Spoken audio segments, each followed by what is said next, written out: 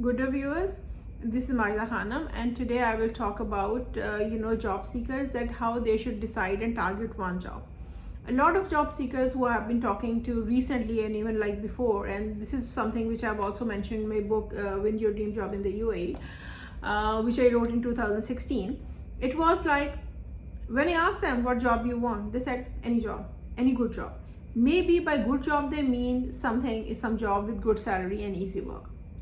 This is not how it will work. It does not work this way. What you have to do is, as per your qualification and skill set, decide a job, target a job, see at what level you fit in, and then you apply for that. If in case you are looking for a job for which you do not have the skill set or the qualification, and you want to be there, you want to work at that level and at that position, then find out what qualifications and what skill set is required, and then acquire them. Prepare yourself for that. Invest in yourself.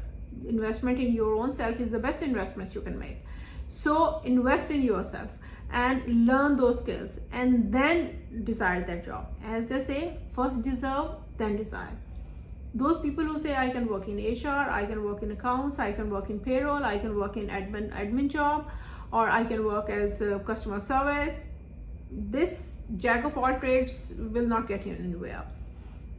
In what I believe is 99.99% jobs in positions. So that way there is no scope. So what you need to do is, you have to see what fits well with your qualification and your experience, and at what level. This is the era of speciality, and in Gulf, if you look at supply and demand rule, there is a lot of supply, a lot of job seekers are here, and from all over the world they are coming to the Gulf. So the employer and recruiter are definitely they're very choosy. They want the best of the best.